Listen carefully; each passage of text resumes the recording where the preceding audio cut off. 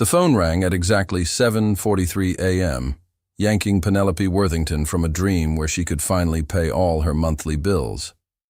"Hello," she mumbled, still half asleep, stumbling over shoes scattered across the floor of her tiny apartment. "Miss Worthington, this is Miranda Blackwell, executive assistant to Mr. Bartholomew Sinclair." The voice was crisp, professional, the kind that doesn't take no for an answer. Penelope nearly dropped the phone. Bartholomew Sinclair? The same business magnate who was always on magazine covers, known as much for his billion-dollar fortune as for his reputation of having a heart of stone.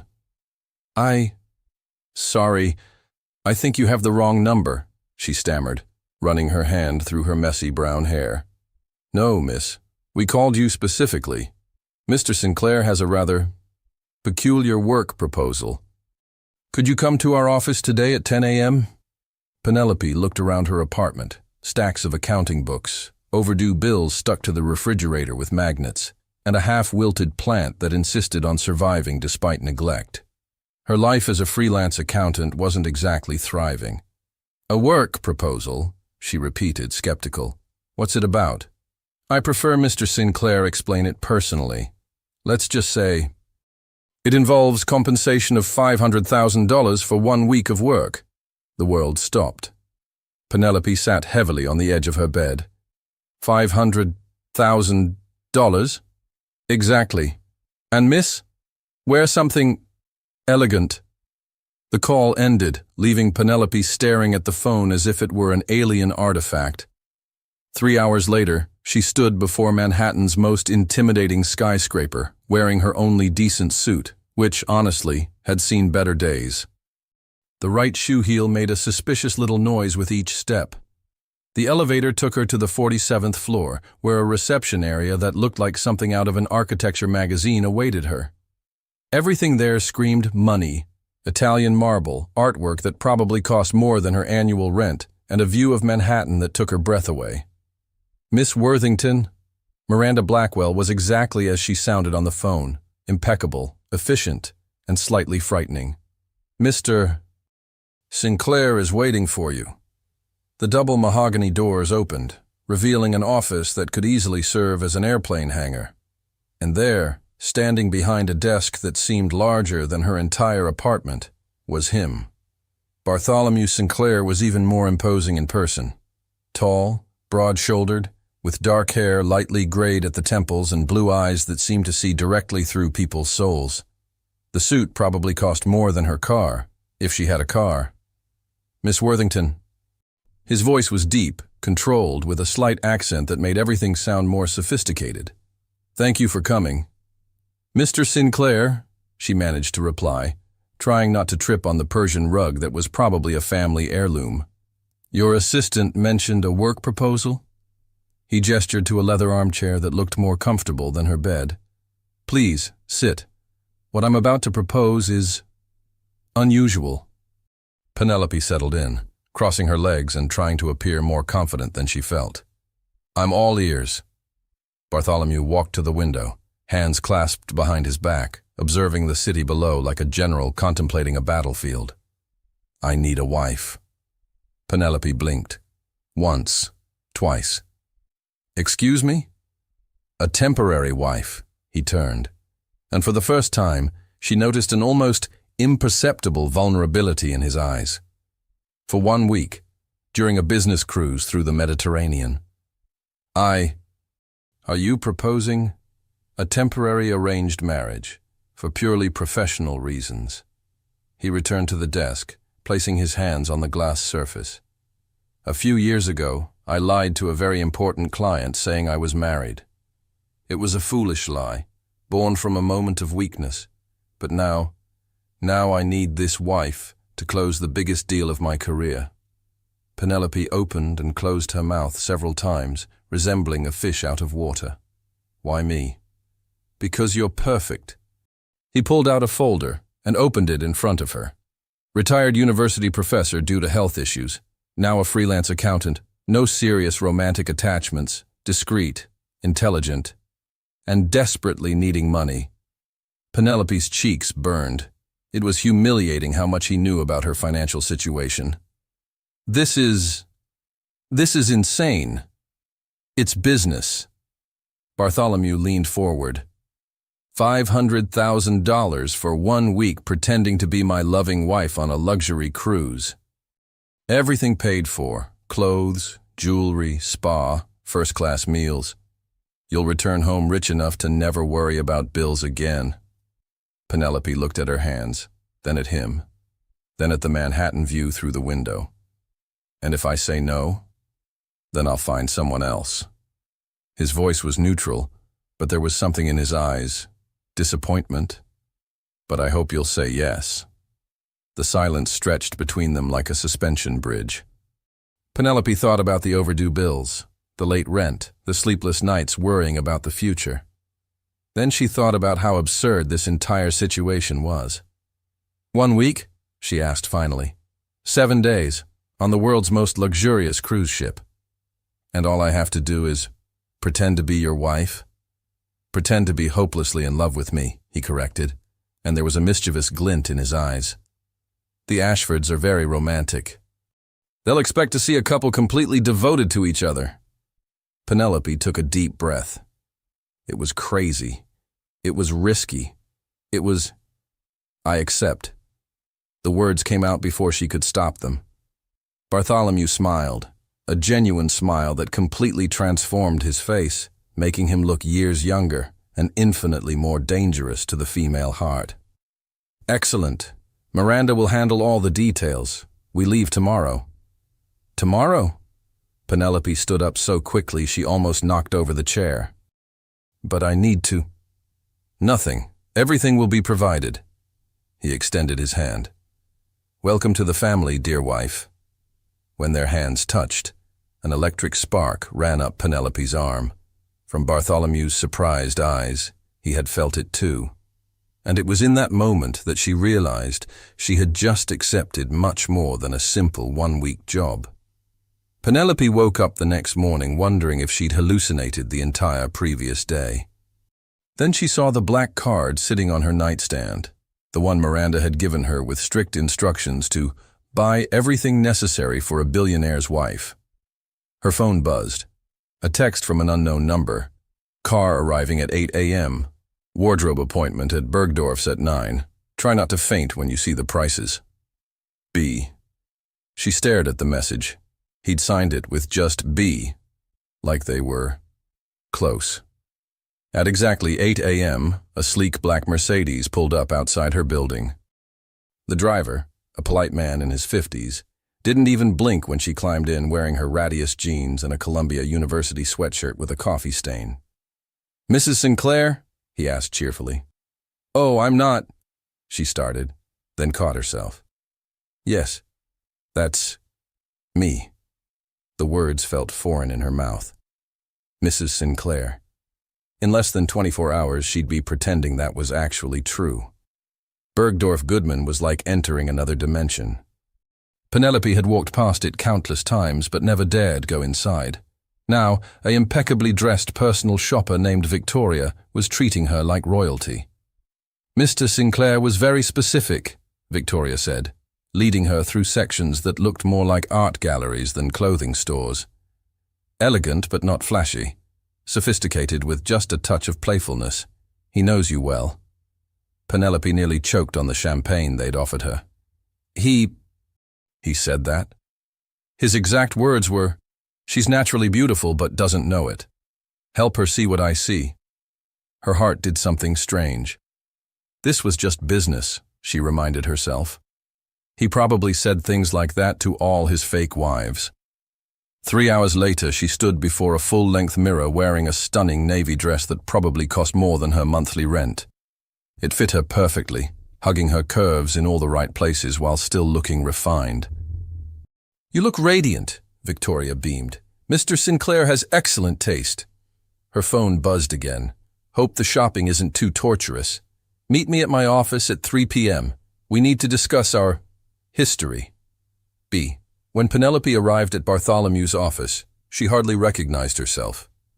The navy dress, paired with low heels and delicate jewelry, made her feel like she was wearing a costume. A very expensive, very beautiful costume. Miranda's eyes widened when she saw her. Mr. Sinclair is going to what? Bartholomew's voice came from behind her. Penelope turned, and the expression on his face made her breath catch. He was staring at her like he'd never seen her before. You look, he started, then seemed to catch himself. Professional. Good. Come in. But as he held the door open, she caught him stealing another glance, and his jaw was definitely tighter than usual. Inside his office, he'd prepared what looked like a war room. Photos, documents, and a detailed timeline were spread across a conference table. Sit, he said, his voice back to business mode. We have a lot to cover. He pulled out a thick folder. Our story. We met 2 years ago at a charity gala for literacy programs. You were there representing your university. I was instantly smitten by your intelligence and passion for education. Smitten? Penelope raised an eyebrow. The Ashfords love romance, he said, not meeting her eyes. We dated for 8 months before I proposed during a weekend in the Hamptons. Small, intimate wedding 6 months ago. And where did we honeymoon? Tuscany. You loved the vineyards. I loved watching you discover new wines. He slid a photo across the table. This is the villa where we supposedly stayed. Penelope studied the picture of a breathtaking Italian countryside estate. You've really thought of everything. I don't leave things to chance. He sat across from her, suddenly looking less confident. There's something else. The Ashfords are very affectionate. They'll expect us to be comfortable with each other. Physically. Physically? Her voice came out as a squeak. Hand-holding, arms around waists, the occasional kiss. He cleared his throat. Nothing inappropriate, just convincing. The air in the room suddenly felt very thin. Penelope found herself staring at his mouth, wondering what it would feel like to...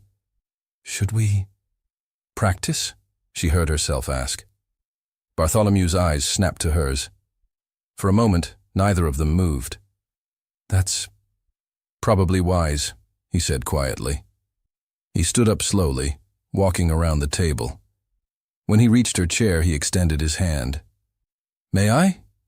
She placed her hand in his, and again that electric sensation shot up her arm. He gently pulled her to her feet, and suddenly they were standing very close. The key, he said, his voice lower now, is to look comfortable, natural. He placed his free hand on her waist, and she had to fight not to shiver at his touch. Like this? She whispered. Exactly like... His words trailed off as their eyes met. The space between them seemed to shrink. Penelope could smell his cologne, something expensive and masculine that made her want to move closer. His thumb traced small circles on her hand, and she wondered if he even realized he was doing it. Bartholomew, she breathed. Yes? This feels very real. Something flickered across his face. Surprise, confusion, maybe even longing. It's supposed to, he said, but his voice was rough around the edges. They stayed like that for what felt like hours, but was probably only seconds. Then his phone rang, and the spell was broken. He stepped back quickly, running a hand through his hair. That was good, very convincing. Right, she agreed, smoothing down her dress. Convincing.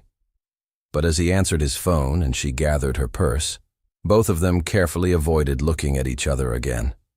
Because what had just happened between them felt like anything but pretense, and they both knew it. That evening, as Penelope packed her new wardrobe into designer luggage she'd never dreamed of owning, she tried to convince herself this was still just a job. $500,000 for 1 week, 7 days of pretending to love a man who was... She paused, a silk nightgown in her hands. Who was what? Handsome, obviously, powerful, definitely. But in those moments when his guard dropped, she'd glimpsed something else. Something vulnerable and real that made her heart race in ways that had nothing to do with money. Her phone buzzed one last time, Jet leaves at 8 a.m. Don't overthink this, Penelope. We're just two people helping each other out. See you in the morning. B. But as she fell asleep that night, she couldn't shake the feeling that Bartholomew Sinclair was trying to convince himself just as much as he was trying to convince her. The private jet was a revelation. Penelope had seen them in movies, but experiencing one was entirely different. Cream leather seats that reclined into beds, a full kitchen, and windows that made the world below look like a toy set. Bartholomew was already aboard when she arrived, looking devastatingly handsome in a casual navy blazer and khakis. He glanced up from his laptop as she settled into the seat across from him. "Sleep well?" he asked, and there was something almost tender in his voice. "Like a baby who just inherited a fortune," she replied, then immediately regretted the money reference. But he laughed, a genuine, surprised sound that transformed his entire face. "I've never heard that expression before. It's a Worthington family original. We're not known for our subtlety. I'm beginning to understand that." His eyes crinkled at the corners. "Coffee? The crew makes excellent espresso." As they flew over the Atlantic, something shifted between them. Maybe it was the confined space, or maybe it was the fact that their charade was about to begin in earnest. But the conversation flowed easier than it had any right to. "Tell me something real about yourself," Penelope found herself saying as they watched clouds drift past the window. "Real? Not from our fake backstory. Something true." Bartholomew was quiet for so long she thought he wouldn't answer. Then, "I wanted to be a teacher when I was younger." She turned to face him fully. "What changed?" "My father died when I was 22.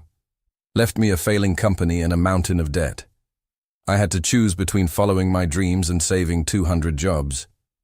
He met her eyes. "Some choices aren't really choices at all. Do you regret it?" "Not the decision, but sometimes I wonder who I might have been if—" He shook his head. "Your turn. Something real." "I still talk to my plants," she admitted. "Full conversations. I apologize when I forget to water them and congratulate them when they bloom." "That's not weird at all," he said with mock seriousness. "It's completely insane," she laughed. "But they're the only living things that depend on me, and they never judge me for eating cereal for dinner or crying at dog food commercials." Something soft passed across his features.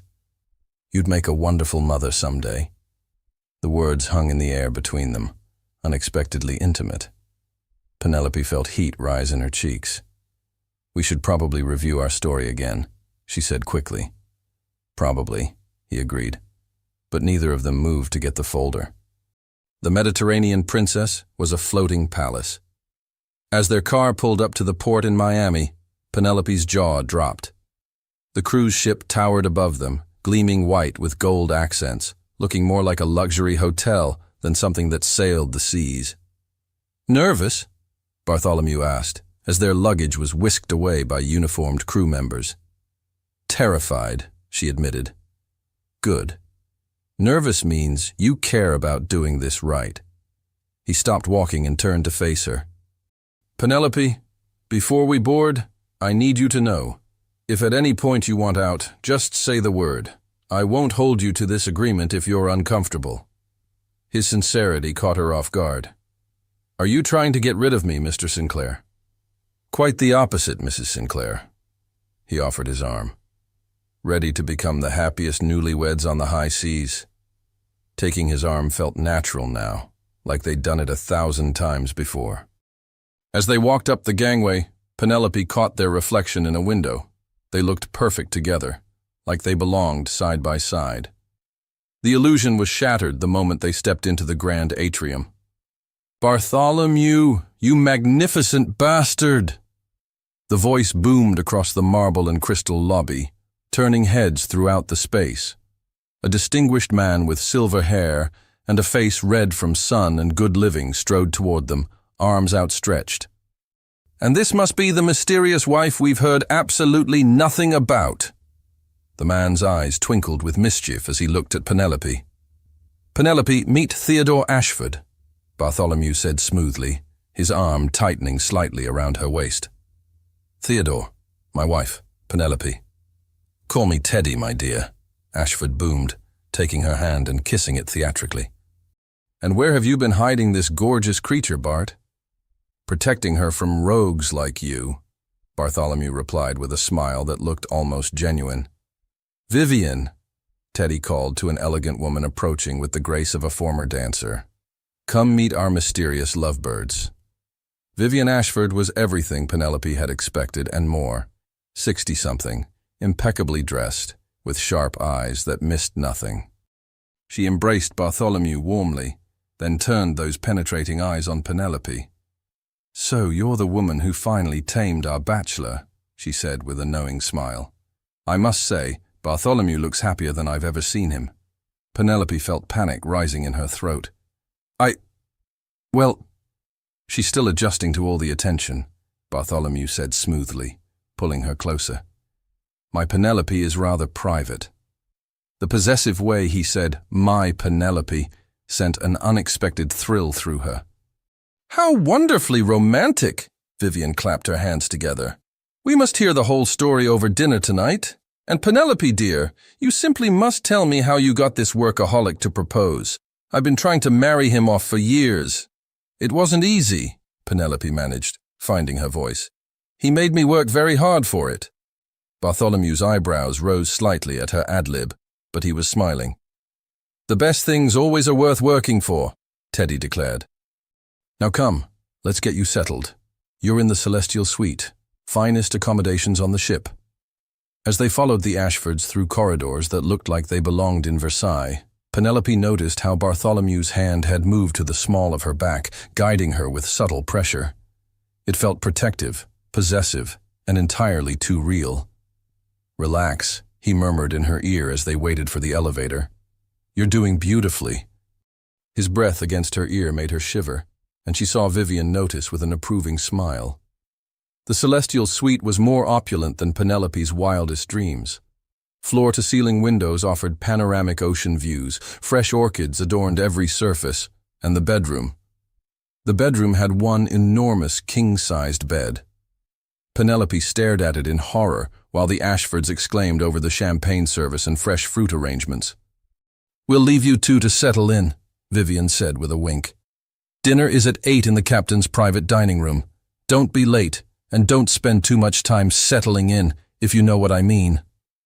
The door closed behind them, leaving Bartholomew and Penelope alone with the elephant in the room.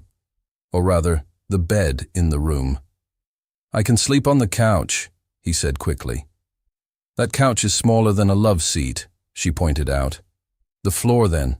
Don't be ridiculous. She took a deep breath, trying to sound more confident than she felt. We're both adults. We can share a bed without, Without what? His voice was carefully neutral. Without anything happening, she finished lamely. Right, he agreed. Nothing will happen. But as he said it, his eyes lingered on her lips for just a moment too long. And Penelope realized that of all the things she was supposed to be pretending on this cruise, pretending she didn't want something to happen was going to be the hardest act of all. Getting ready for dinner was like navigating a minefield of intimate moments Penelope wasn't prepared for. I need to shower first, Bartholomew announced, loosening his tie in a way that made her mouth go dry. Right. Of course, I'll just wait here. With the bed. I mean, in the room. Not with the bed specifically. Penelope. His voice was gentle, amused. Breathe. She forced herself to inhale. This is harder than I thought it would be. The pretending. The not pretending, she admitted, before she could stop herself. Something flickered across his face, but before either of them could address what she'd just confessed, he disappeared into the marble bathroom. The sound of running water made her imagination run wild. She tried to distract herself by unpacking, but every piece of lingerie Victoria had picked out seemed designed to torture her. Silk negligées, lace-trimmed camisoles, and one particularly scandalous black number that made her blush just looking at it. Focus, Worthington, she muttered. $500,000. Professional arrangement. Do not think about your fake husband naked in the shower. Did you say something? Bartholomew's voice carried from the bathroom. Just talking to myself, she called back, horrified that he might have heard her inner monologue. When he emerged 20 minutes later, hair damp and wearing only a towel around his waist, Penelope nearly dropped the dress she was holding. Forgot my cologne, he said casually, as if parading around half-naked was perfectly normal. Penelope kept her eyes firmly fixed on the ceiling. No problem. Take your time, all the time. Forever, if necessary. He chuckled, and she caught a glimpse of his amused expression in her peripheral vision before he retreated to the bathroom again. When it was her turn to shower, she locked the door and gave herself a stern talking to under the rainfall showerhead.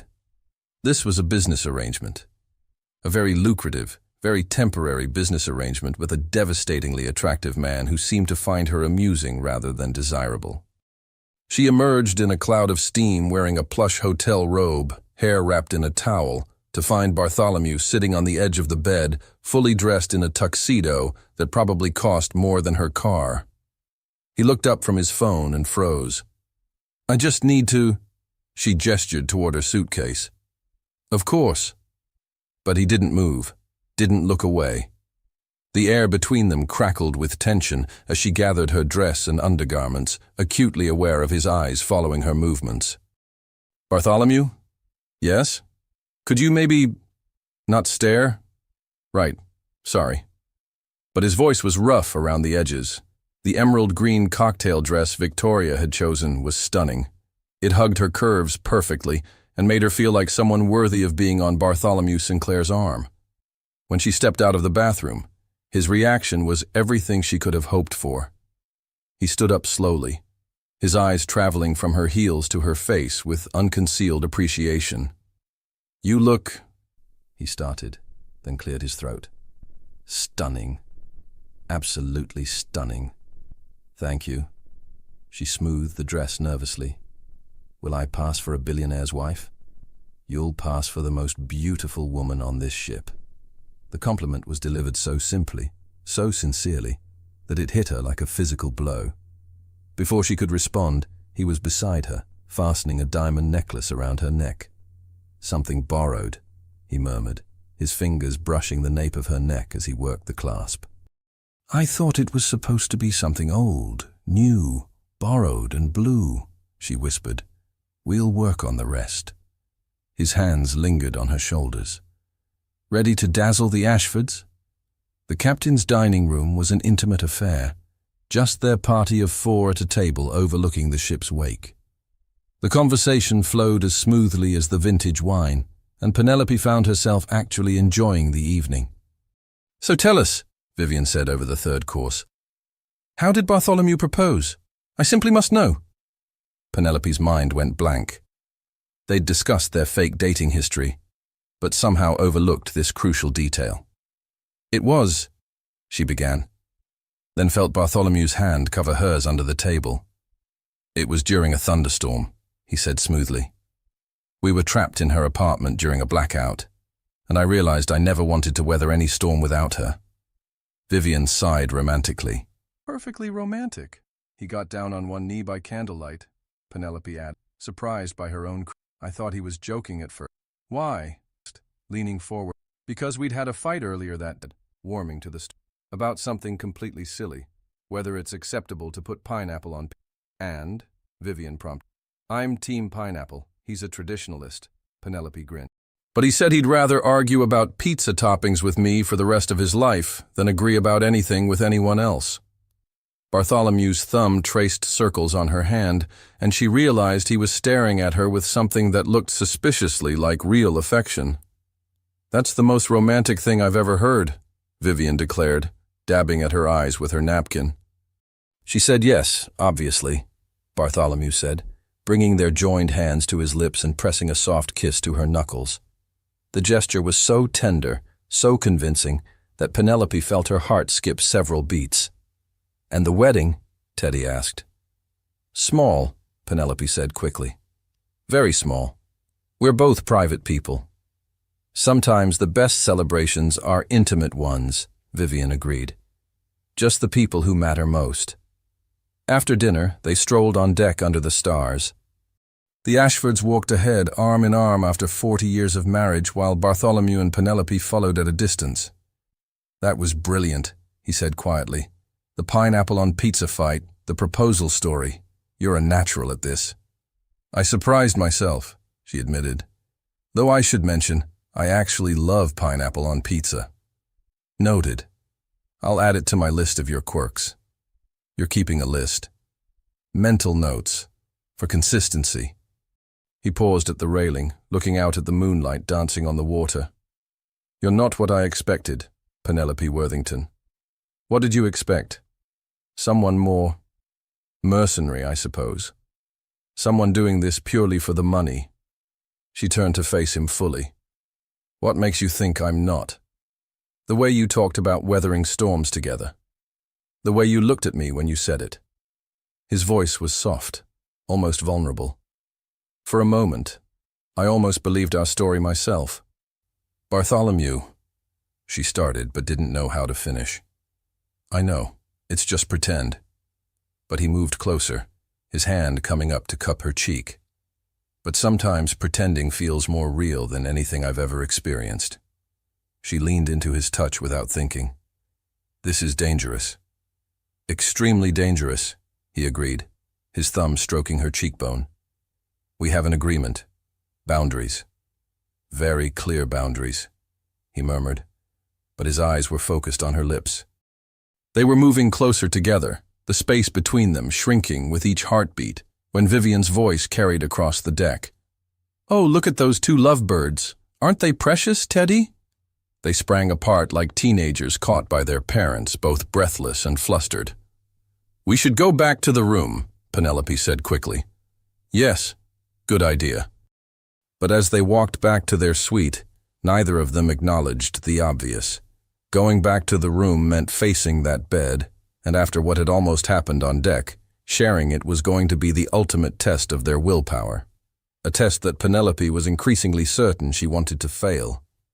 The walk back to their suite felt like the longest journey of Penelope's life. Every step echoed in the marble corridor, and the silence between them was deafening. Bartholomew's hand rested on the small of her back, a gesture that had become natural over the course of the evening, but now felt charged with electricity. When he slid the key card and opened the door, they were greeted by a romantic scene that made Penelope's breath catch. The housekeeping staff had been busy. Rose petals were scattered across the bed, candles flickered on every surface, and champagne chilled in a silver bucket beside two crystal flutes. "Compliments of the Ashfords," Bartholomew read from a note propped against the champagne. "For the happy couple, may your love continue to bloom. V&T. "They're very thorough," Penelope managed, staring at the bed that now looked less like furniture and more like an invitation. "Vivian has always been a hopeless romantic." He loosened his bow tie, and Penelope tried not to watch the way his fingers worked the silk. "I should have warned you about their enthusiasm." "It's fine. It's just—" She gestured helplessly at the romantic tableau. "This makes it feel very real." "Everything about tonight felt real," he said quietly, and there was something in his voice that made her turn to face him fully. He was looking at her with an intensity that made her knees weak. Gone was the polished businessman. In his place stood a man who looked like he was fighting a battle with himself. "Bartholomew, do you know what the hardest part of tonight was?" he asked, moving closer. "What?" "Pretending that kiss on your hand was just for show. Pretending I didn't want to do this instead." He reached out, his fingers barely grazing her cheek. "And this." His thumb traced her lower lip so gently she might have imagined it. Penelope's heart was beating so hard she was sure he could hear it. "We agreed." "I know what we agreed," he said, but he didn't step away. "I know this is supposed to be just business. I know you're doing this for the money and I'm doing this for the deal, and none of this should matter, but somewhere between the jet and the dinner table, between watching you charm the Ashfords and listening to you make up stories about us, I started forgetting this was fake."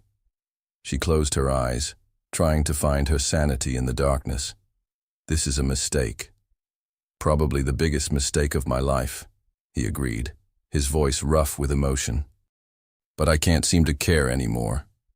When she opened her eyes, he was so close she could see the flecks of gold in his blue irises. What are you saying? I'm saying that I haven't thought about the Ashford deal once since you walked out of that bathroom in that dress. I'm saying that when I told that story about the thunderstorm proposal, for a moment I wished it had been real. His hands cupped her face gently. I'm saying that I'm falling in love with my fake wife, and it's terrifying and wonderful and completely insane. The words hung in the air between them like a confession that changed everything. You can't say things like that, she whispered. Why not? Because... She struggled to find the words. Because I might start believing them. What if I want you to believe them? He leaned his forehead against hers. What if they're true? Penelope felt her resolve crumbling like a sandcastle at high tide. Bartholomew, this is crazy. We've known each other for 2 days. Some of the best decisions in life are crazy, he murmured. And some people spend years getting to know each other and never connect the way we did in that office or on the plane or tonight at dinner. The money, forget the money. The deal, forget the deal. His thumb traced her jawline. Just for tonight, forget everything except this moment, right here, right now. She knew she should step away, should remind him of their agreement, of the professional boundaries they'd established. Should think about what would happen tomorrow and the day after, and when the cruise ended. Instead, she found herself saying, "What if we regret this? What if we regret not doing this?" he countered.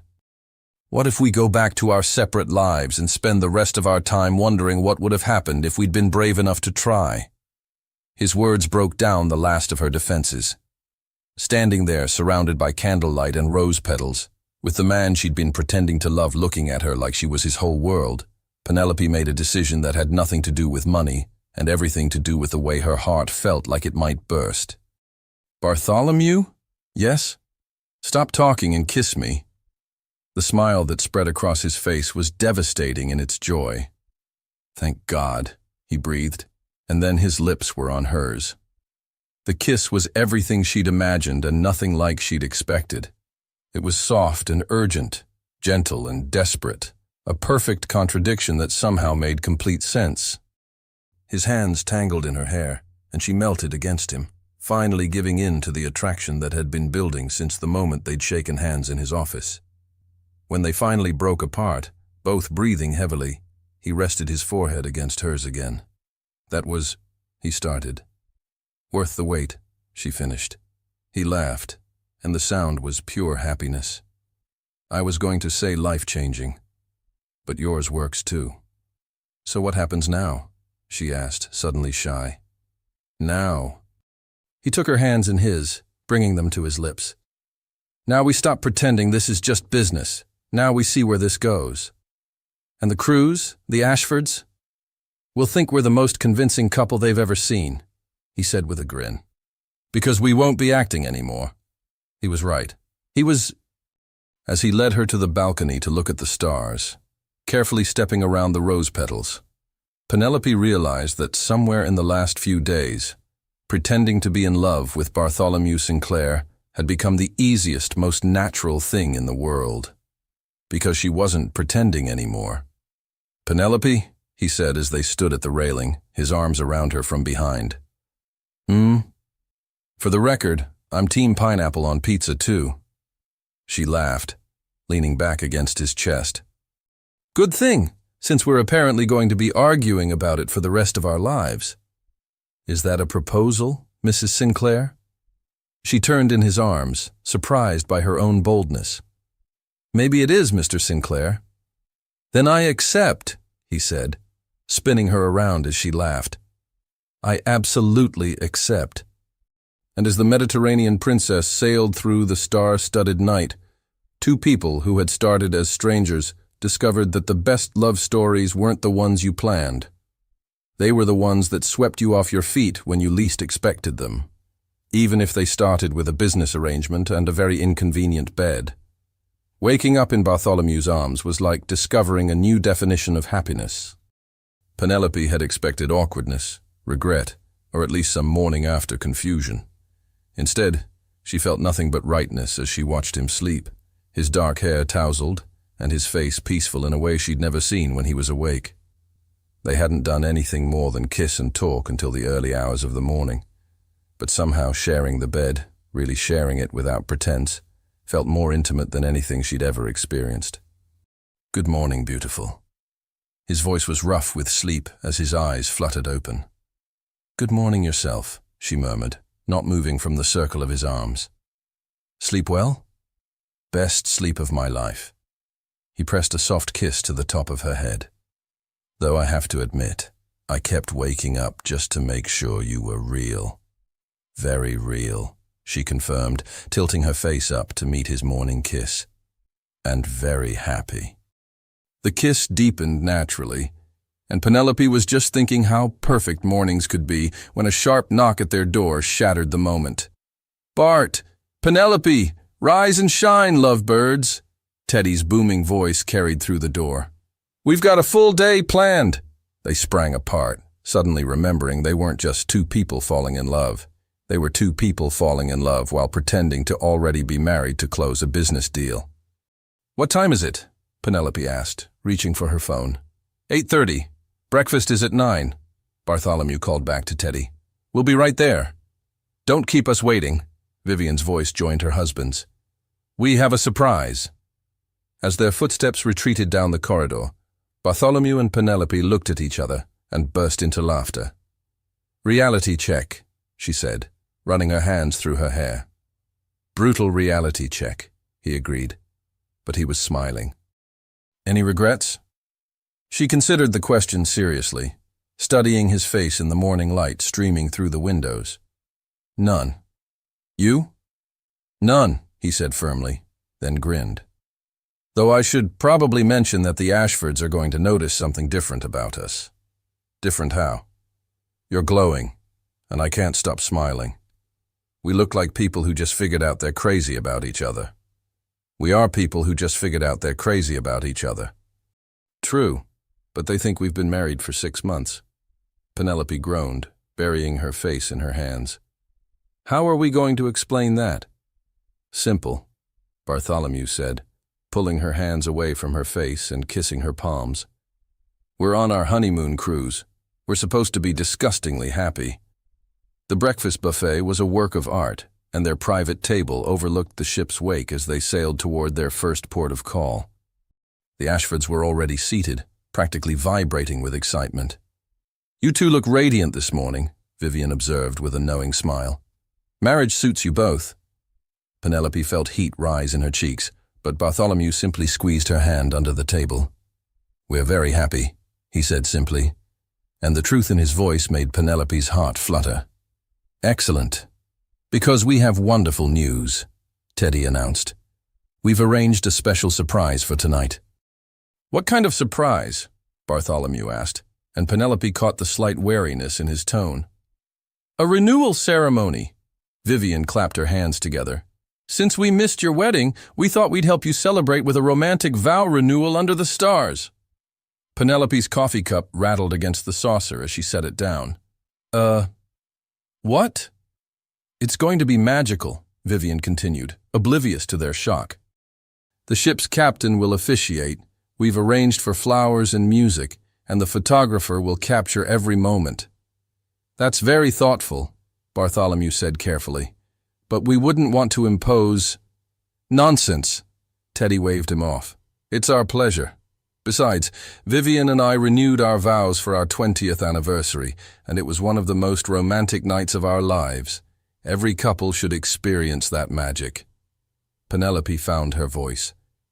"We're honored, truly, but—" "No buts." Vivian was practically bouncing in her seat. "Everything's already arranged. 7 o'clock on the upper deck. Casual elegance, nothing too formal." As the Ashfords continued planning their surprise ceremony, Penelope felt panic rising in her throat. Renewing vows they'd never actually taken, in front of witnesses, with a photographer. "This is a disaster," she whispered to Bartholomew during a brief lull in the conversation. "No, it's not," he whispered back, but she could see the concern in his eyes. "We'll figure it out." "How? We can't renew vows we never took." "We'll write new ones, real ones."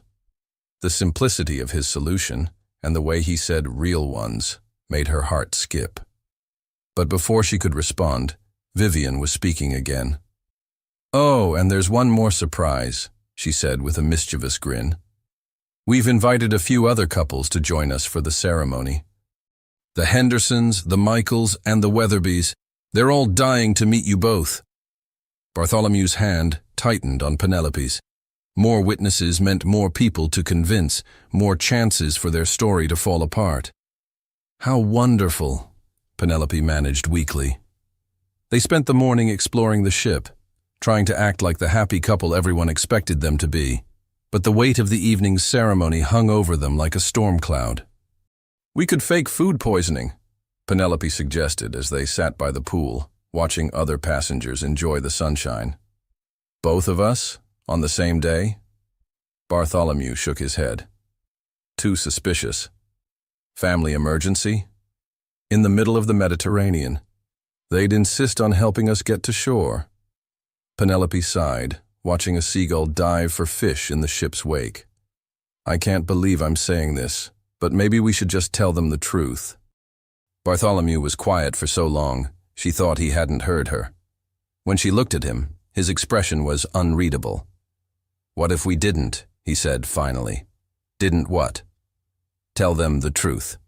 He turned to face her fully. "What if we went through with it?" "The ceremony?" "The vows. Real vows." His voice was steady, but she could see the vulnerability in his eyes. "I know this is crazy, and I know we've only known each other for 3 days, but I meant what I said last night. I'm falling in love with you, Penelope. Maybe I've already fallen." He took her hands in his. "What if instead of pretending to renew vows we never took, we made real promises to each other?" Penelope stared at him, her mind reeling. "Are you proposing to me? For real this time?" "I'm saying that fake or real, I want to spend the rest of this cruise with you. And then I want to spend whatever comes after that with you too." He brought her hands to his lips. "I'm saying that somewhere between pretending to love you and actually loving you." The line disappeared completely. Tears pricked at her eyes. "Bartholomew, I know it's insane. I know it's too fast and too complicated and probably the worst business decision I've ever made, but I don't care." His thumb traced over her knuckles. "I care about you. I care about us. And what about the deal? The Ashfords? We'll be over the moon that their friends are genuinely, desperately in love." He smiled softly. "And honestly, any business deal that depends on my marital status probably isn't worth pursuing anyway." Penelope looked into his eyes and saw her future there. Not the future she'd planned, with her lonely apartment and her struggling freelance business, but a future full of possibility and adventure and love. "This is completely insane," she said finally. "Completely," he agreed. "We've known each other for 3 days. 3 of the best days of my life. People will think we're crazy. People think the earth is flat too. Doesn't make them right." Despite herself, she laughed. "You have an answer for everything, don't you?" "I have an answer for this," he said seriously. "The answer is yes. I want to try. Yes, I want to see where this goes. Yes, I want to make promises to you that I intend to keep for the rest of my life." The tears spilled over then, and she didn't bother to wipe them away. "You really mean it?" "I really mean it." She took a shaky breath, looking out at the endless blue of the Mediterranean, then back at the man who'd turned her world upside down in the best possible way. "Then yes," she whispered. "Let's make some real promises tonight." The smile that broke across his face was like sunrise after the longest night of her life. But neither of them noticed the figure standing at the upper deck railing, watching them with growing suspicion, a cell phone pressed to their ear. The afternoon passed in a blur of preparation and nervous excitement. Penelope tried on 3 different dresses before settling on a flowing white sundress that made her feel ethereal and bridal. Bartholomew had spent an hour writing and rewriting his vows, crumpled papers scattered around their suite like fallen leaves. "What if I mess up?" Penelope asked, adjusting her hair in the mirror for the 10th time. "Impossible," Bartholomew said, coming up behind her and placing his hands on her shoulders. "You could recite the phone book and make it sound romantic." "That's not helpful advice for someone about to make real wedding vows in front of strangers." "Then let me give you some helpful advice." He turned her around to face him. "Speak from your heart. Everything else will follow." She nodded, trying to calm her racing pulse. In 2 hours, she would be making promises to a man she'd known for 4 days. It should have been terrifying. Instead, it felt like the most natural thing in the world. A sharp knock interrupted their moment of peace. "Mr. Sinclair," an unfamiliar voice called through the door. "Mr. Theodore Ashford would like to see you in his suite, immediately." Bartholomew frowned. "That's odd. Teddy's usually more informal." "Maybe he wants to talk about business," Penelope suggested, though something cold settled in her stomach. "Probably." He kissed her forehead. "I'll be back in time to get ready. Don't worry about anything." But after he left, Penelope couldn't shake the feeling that something was wrong. She tried to distract herself by touching up her makeup, but her hands were shaking too much to apply lipstick properly. 20 minutes later, her phone buzzed with a text from an unknown number. "You might want to see this. Deck 12, starboard side. Come alone." A friend. Every instinct told her to ignore it, but curiosity won. She grabbed her room key and headed for the elevator, her heart hammering against her ribs. Deck 12 was nearly deserted. She found a single figure waiting by the railing, a woman in her 50s with sharp eyes and an expensive suit that screamed corporate power. "Miss Worthington?" the woman said, not bothering with pleasantries. "Or should I say, the woman pretending to be Mrs. Sinclair?" Penelope's blood turned to ice. "I'm sorry, who are you?" "Margaret Chen, attorney for Ashford Industries." The woman's smile was razor-sharp. "And I know exactly who you are, and more importantly, who you're not." "I don't know what you're talking about." "Don't insult my intelligence." Margaret pulled out a tablet, swiping to a series of photos and documents. Penelope Worthington, age 28, freelance accountant, currently 3 months behind on rent. No marriage license on file anywhere in New York State. No wedding announcements in any society publications. No trace of a relationship with Mr. Sinclair before this week. Each word hit like a physical blow. Penelope gripped the railing to steady herself. "The question," Margaret continued, "is whether Mr.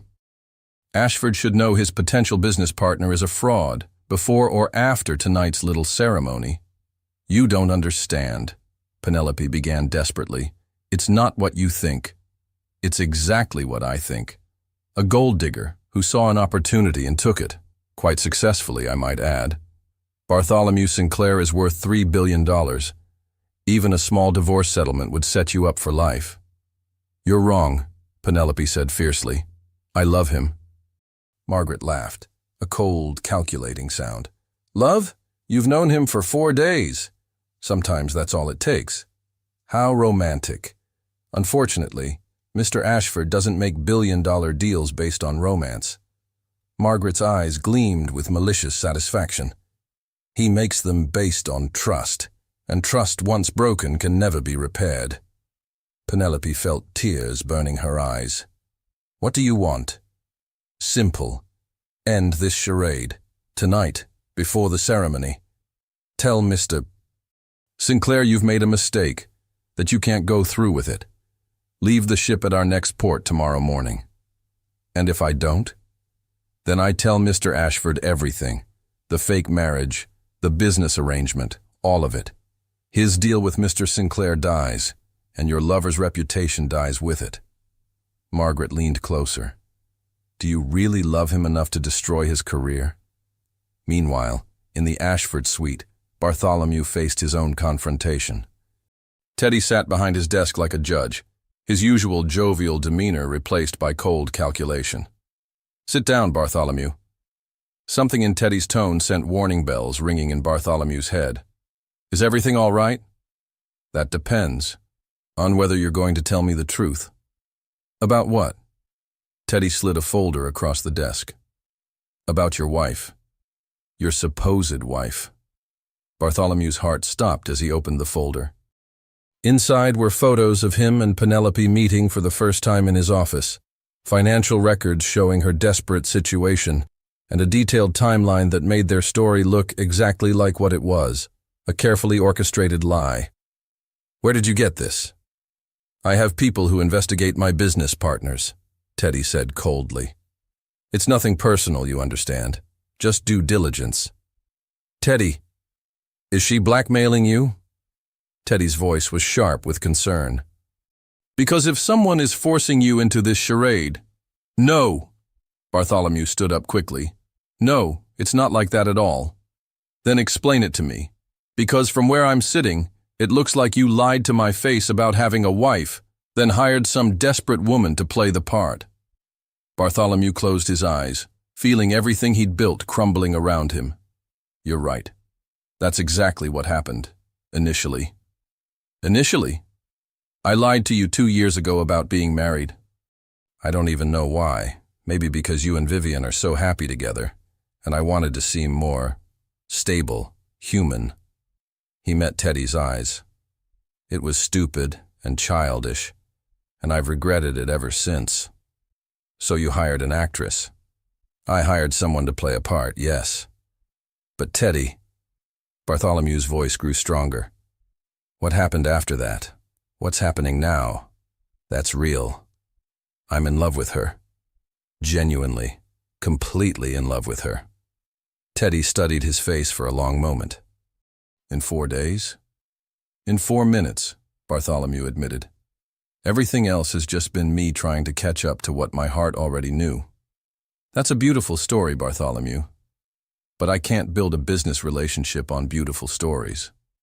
"I understand." Bartholomew straightened his shoulders. "You want to withdraw from the deal. I want you to fix this. Tonight. Before it goes any further." "What do you mean?" "End it with the girl. Send her away."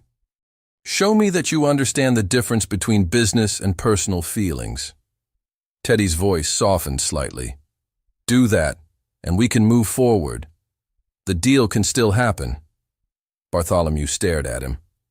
"You want me to choose between Penelope and the business deal? I'm asking you to prove that you can be trusted, that your word means something." The room fell silent, except for the distant sound of the ship's engines. Bartholomew thought about his company, about the hundreds of employees depending on this deal, about the empire he'd built from nothing. Then he thought about Penelope's laugh, about the way she'd looked at him that morning, about the promises they'd planned to make to each other under the stars. "I'm sorry, Teddy," he said finally, standing up. "But I can't do that. I won't do that." "Then I'm afraid our business relationship ends here." Bartholomew nodded, feeling surprisingly calm. "I understand. And I'm sorry I lied to you. You deserve better from your business partners." He walked to the door, then paused with his hand on the handle. "For what it's worth, Teddy, what Penelope and I have is real now. Whatever it started as, it's real now. And I'd rather have that than all the business deals in the world."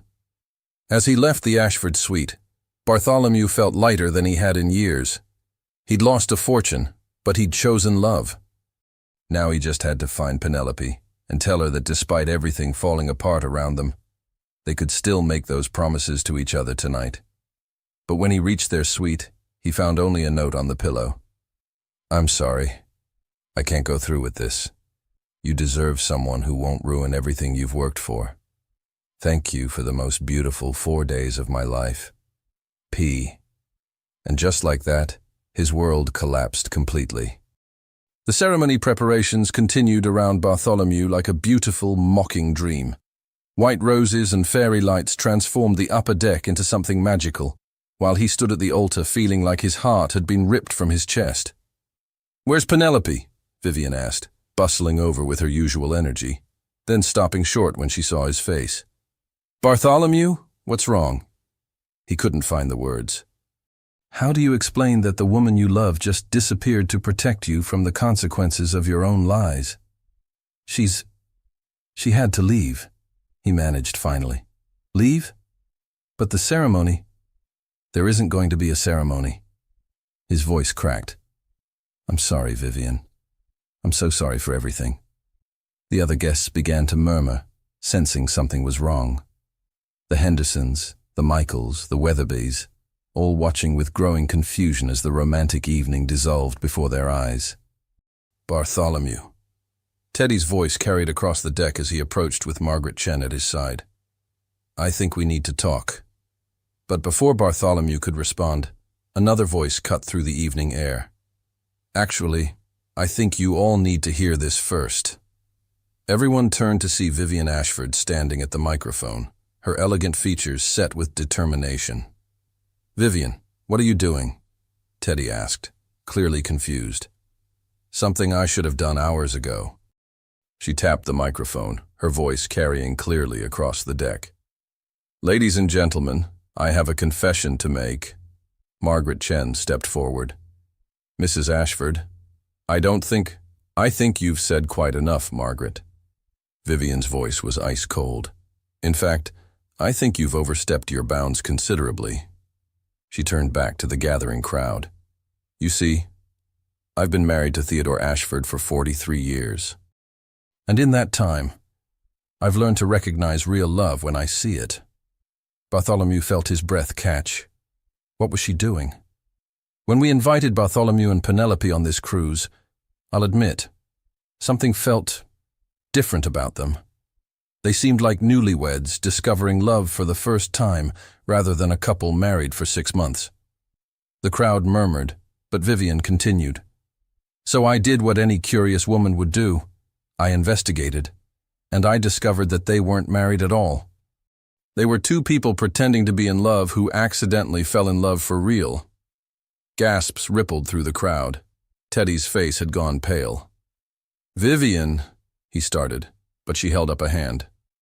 "I also discovered that my husband's attorney took it upon herself to blackmail and threaten these two young people, trying to force them apart. Without consulting either of us, I might add." All eyes turned to Margaret Chen, whose face had flushed red. "I was protecting Mr. Ashford's interests." "You were destroying something beautiful out of spite," Vivian snapped. "And you clearly don't know my husband very well if you think he makes business decisions based on marital status." She looked directly at Bartholomew, her eyes softening. "The truth is, I've watched Teddy work with dozens of business partners over the years. I've seen him make deals with bachelors, divorcees, widowers, and yes, happily married men.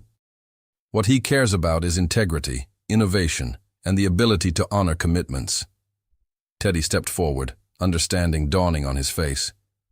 "Vivian, are you saying—" "I'm saying that Bartholomew Sinclair honored his commitment to us by bringing someone he cared about to share this cruise, even if the circumstances were unconventional. I'm saying that watching him choose love over profit this afternoon showed me more about his character than any background check ever could." She smiled at Bartholomew. "And I'm saying that if he can find a woman willing to sacrifice her own happiness to protect his reputation, then he's found someone worth keeping." The deck fell silent, except for the sound of waves against the ship's hull. "But Vivian," Bartholomew said quietly, "she's gone. Penelope left because she thought she was protecting me. Did she now?" Vivian's eyes twinkled with familiar mischief. "And where exactly did she think she was going to go? We're in the middle of the Mediterranean." Before Bartholomew could answer, another voice spoke up from the back of the crowd. "Actually, I'm right here." Every head turned as Penelope stepped into the circle of light, still wearing her white dress, but with tears streaming down her face. "I got as far as the lifeboat deck before I realized I was being an idiot." "Penelope!" Bartholomew started toward her, but she held up a hand. "Let me say this first before I lose my courage." She looked around at all the faces watching them. "My name is Penelope Worthington, and I am not married to Bartholomew Sinclair. We met 4 days ago when he hired me to pretend to be his wife for this cruise." More gasps, but Penelope continued steadily. "What I didn't expect was to fall completely, desperately, head over heels in love with him. What I didn't expect was to find someone who makes me want to be braver, kinder, and better than I ever thought I could be." She stepped closer to Bartholomew, her voice growing stronger. "I left because I thought I was protecting you. But then I realized that real love isn't about protecting someone from the consequences of their choices. It's about standing beside them and facing those consequences together." Bartholomew felt tears burning his eyes. "Penelope, I don't care if we've only known each other for 4 days, she said, her voice carrying across the deck. "I don't care if this is crazy or impractical or the worst financial decision either of us will ever make. I love you, Bartholomew Sinclair. Not your money, not your business empire. You, the man who wanted to be a teacher, the man who talks to my plants when he thinks I'm not listening, the man who would give up everything for love." The crowd was completely silent now, hanging on every word. "So if you'll still have me," she said, dropping to one knee right there in front of everyone. "If you'll still make those promises with me, I'd like to marry you, for real this time." Bartholomew stared down at her, this incredible woman who had just proposed to him in front of 50 strangers, and felt his heart expand until he thought it might burst. "Penelope Worthington," he said, his voice thick with emotion as he dropped to his knees in front of her. "I would marry you on this deck, in a lifeboat, or in the middle of the ocean if that's what it took." The crowd erupted in cheers as they kissed, but Bartholomew barely heard them. All he could focus on was Penelope, laughing and crying and kissing him back like he was her whole world. "So," Teddy's voice boomed over the celebration, "are we having a wedding or not?" Bartholomew looked at Penelope, who grinned through her tears. "We don't have rings," she pointed out. "We'll use the onboard jewelry store," Vivian called out. "My treat." "We don't have a marriage license," Bartholomew added. "We'll get one at the next port," Teddy said. "Tonight is about promises. The paperwork can wait." As the ship's captain stepped forward with a knowing smile, Bartholomew took Penelope's hands in his. "Are you sure about this?" he asked quietly. "Really sure?" "I've never been more sure of anything in my life," she whispered back. "You?" "Absolutely terrified and completely certain," he admitted. "Is that normal?" "For us, probably." And as they stood under a canopy of stars, surrounded by the gentle sound of waves and the warm wishes of friends both old and new, Bartholomew Sinclair and Penelope Worthington made promises to each other that they intended to keep for the rest of their lives. It wasn't the wedding either of them had imagined, but it was perfect, because sometimes the best love stories are the ones that start with a lie and end with the most honest truth of all. 1 year later, the golden light of Tuscany filtered through the vineyard as Penelope adjusted the fresh flowers in the villa's kitchen. Their first wedding anniversary was tomorrow, and they'd return to the place where their fictional honeymoon had supposedly taken place to celebrate their very real marriage. "Mrs. Sinclair," Bartholomew's voice came from behind her, warm with amusement and love. "Are you talking to the flowers again?" "Just thanking them for being so beautiful," she said, turning to accept his kiss, "and reminding them that they're the only plants I don't talk to regularly anymore." He murmured against her lips. "How are our other plants doing?" "Magnificent. I think they like having a proper greenhouse better than my old apartment windowsill." Their Manhattan penthouse now boasted a spectacular rooftop garden where Penelope spent most mornings with her coffee and her conversations with the tomatoes, herbs, and flowers that had become her signature quirk. "Speaking of our home," Bartholomew said, producing a letter from his pocket. "This came from Vivian today." Penelope opened it to find an invitation printed on elegant cardstock. "The Ashfords request the pleasure of your company for a special anniversary cruise." "They want to recreate our honeymoon," she laughed. "Should we tell them we were never actually on a honeymoon cruise? Are you kidding? Vivian has been dining out on the story of our romantic deception for months. She's convinced she's a matchmaker. Well, Penelope said, wrapping her arms around his neck, she's not entirely wrong. If she hadn't invited us on that cruise, I would have found another way to fall in love with you, he said confidently. Maybe I would have hired you to be my fake girlfriend for a charity gala, or your fake sister for a family reunion, fake business partner for a merger meeting, fake librarian for a book club. They dissolved into laughter, as they always did when they played this game of alternate meet-cutes. I have something for you, Bartholomew said, reaching into his other pocket. Our anniversary isn't until tomorrow. This isn't for our anniversary. This is for today. He handed her a small velvet box. Open it. Inside was a delicate gold necklace with a tiny ship pendant encrusted with diamonds that caught the Italian sunlight. It's beautiful, she breathed. What's the occasion? Today is the 1-year anniversary of the day I hired you to be my fake wife, he said softly. The day everything really began. Penelope felt tears prick her eyes as he fastened the necklace around her throat. I love you, Mrs. Sinclair, he whispered against her ear. I love you too, Mr. Sinclair, she whispered back, even if you did trick me into the best decision of my life. No tricks, he said, spinning her around in the golden light. Just the luckiest business arrangement in history. And as they danced in their Italian kitchen with no music but the sound of their own laughter, both of them knew that some of the best love stories really do begin with the most impossible proposals. Even if they come with a side of pineapple pizza and a very inconvenient shared bed. The end.